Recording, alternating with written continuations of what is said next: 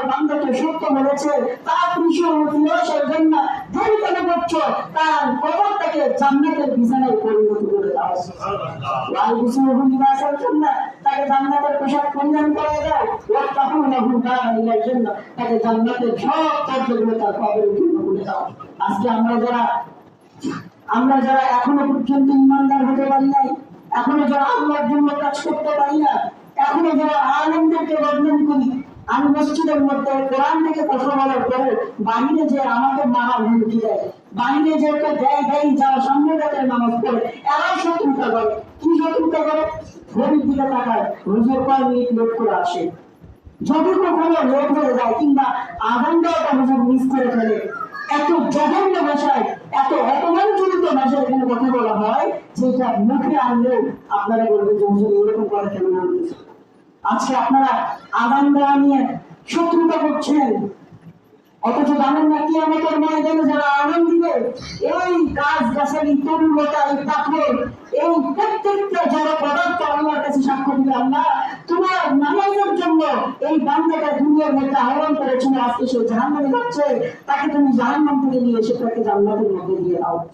এই আজান দেওয়ার জন্য বেলাল রাদিয়াল্লাহু তাআলা আনহুর সম্মান আল্লাহ তাকে এত বৃদ্ধি করে দিয়েছিলেন।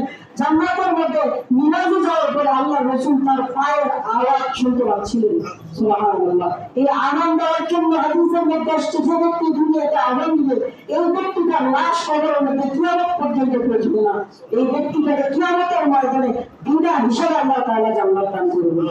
সেই আজান দেওয়া নিয়ে আপনারা বিরোধিতা করেন, সেই আজান দেওয়া নিয়ে আপনারা ফেরাফেরি করেন, হুজুর মিনিট করে আসে, হুজুর আসলে ওদেরকে ধরা হবে, তার দায়িত্ব সে সঠিকভাবে পালন করবে। এইটা আপনাদের ঠিক আছে কথা। আমি তো রক্ত মাংস বলা মানুষ, বলেন আমার পোশাক পায়খানা নাই, আমার ঘুম নাই, আমার ফ্যামিলি নাই, আমার বাজার ঘাট নাই, আমার মার্কেট নাই।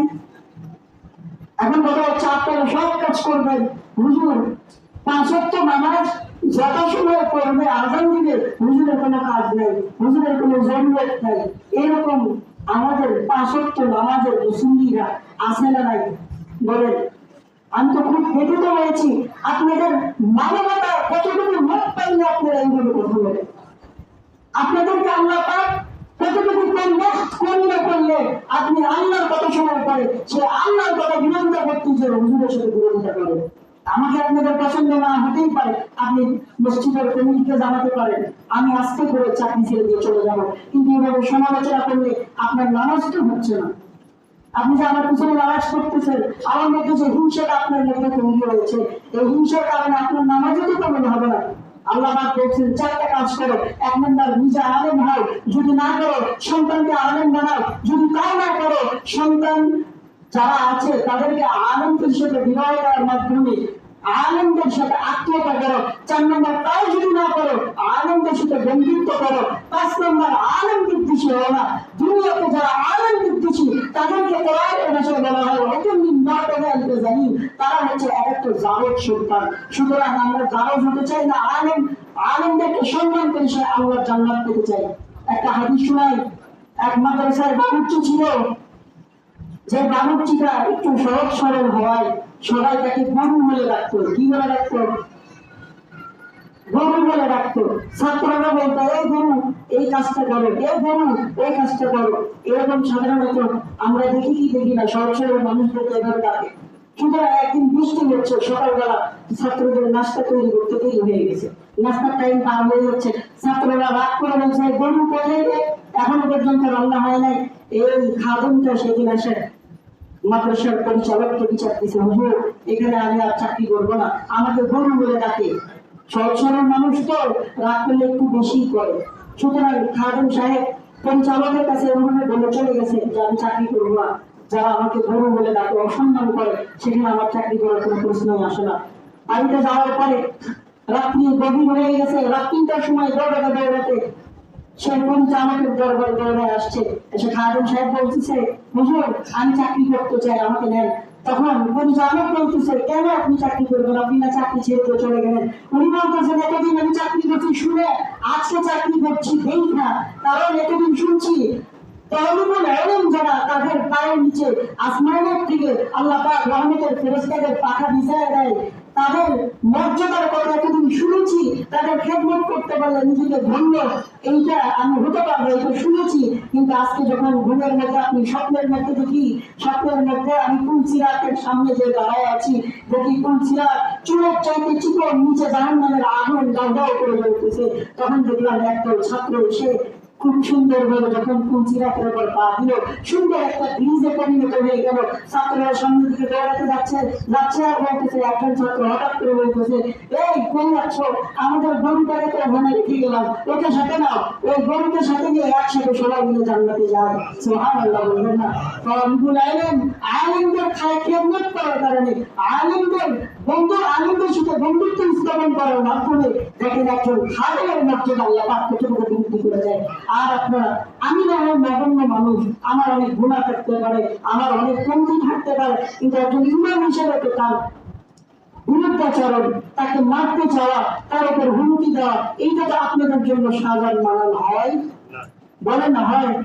পাঁচ ওয়াক্ত নামাজের মুসল্লি আপনারা চাবেন যে একজন ইমামকে, রাসূলুল্লাহ সাল্লাল্লাহু আলাইহি ওয়াসাল্লামকে পাইলে তার সাথে যে আচরণ করতেন, একইভাবে তার সাথে সে আচরণ করা? আমার তো মনে হয় আল্লাহ রাসূল যদি এখানে ইমামতি করতেন, তারপরেও তার সাথে আপনারা বিরুদ্ধাচরণ করতেন, তার বিরুদ্ধে আপনারা রাখতেন। কথা ভুল বললেন? আমি কথা বলেন না? কথা ভুল বললেন? ইন্নাল উলামা ওয়ারাসাতুল আম্বিয়া, আল্লাহ রাসূল বলতেছেন, লাম ইয়ারিসু দীনাও ওয়ালা দিরহামান, আমি তো আলেমদেরকে কোন টাকা পয়সা উত্তরাধিকারী বানাই নাই, আমি তো আলেমদেরকে বানাইছি আমার ইলমের ওয়ারিস হিসেবে। আপনাকে যদি প্রশ্ন করা হয় পাঁচ ওয়াক্ত নামাজ আপনি জানছেন কোথা থেকে? কোরআন এবং হাদিস থেকে আপনি নিজে নিজে পড়ে জানতে পারছেন? বলেন না, জানতে পারছেন?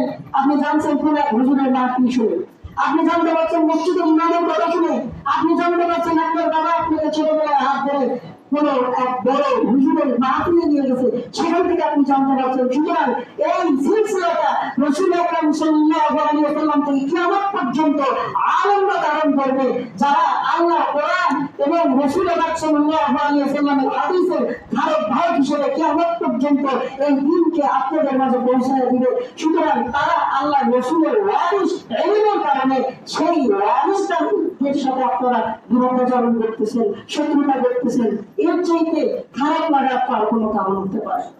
এই জন্য আমি সিদ্ধান্ত নিয়েছি আজকের পর থেকে আমি আর আপনাদের জমায় কিংবা আপনাদের মসজিদে চাকরি করতে ইচ্ছুক নই।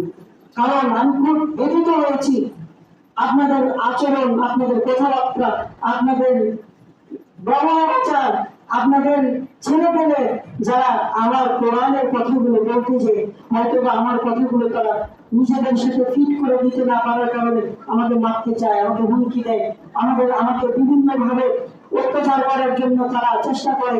সুতরাং আজকের পর থেকে আমি আপনাদের চাকরি আমি ছেড়ে দেওয়ার সিদ্ধান্ত নিয়েছি। আপনাদের কাছে যদি আমি কোনো ভুল করে থাকি আপনারা আমাকে মাফ করে দিবেন, এবং আমাকে আপনারা যারা কষ্ট দিয়েছেন এটা আমি আমার মনের মধ্যে রেখে আমি আপনাদের কাছে মাফ চাই, এবং আপনাদেরকে আমি মাফ করে দিয়েছি। আমার কাছে কোনো ক্রোধ, কোনো হিংসা, কোনো কিছু থাকলে আমাকে বলবেন, আমি আপনার পা ধরে মাফ চাবো। তারপরেও আমার কোনো ক্ষতি করেন না, আপনারা আমার সাথে আপনারা কোনো দুশ্মনী করেন না। হতে পারে এইটাই আপনার জাহান্নামে যাওয়ার কারণ হতে পারে। সুতরাং আমি আপনাদের মাঝ থেকে আজকে বিদায় নিচ্ছি, আপনারা আমাকে মাফ করে দিবেন। দীর্ঘ 4টা বছর আপনাদের মাঝে ছিলাম, দীর্ঘদিন থাকার ফলে অনেক সময় হয়তো আমার দায়িত্বের জায়গা থেকে সঠিকভাবে দায়িত্ব পালন করতে পারি নাই, এই জন্য আপনাদের কাছে আমি ক্ষমা চাই। আপনারা আন্তরিকভাবে আমাকে ক্ষমাসুন্দর দৃষ্টিতে দেখবেন। ওয়া আখিরু দাওয়ানা আলহামদুলিল্লাহি রাব্বিল আলামিন। আসসালামু আলাইকুম ওয়া রাহমাতুল্লাহি।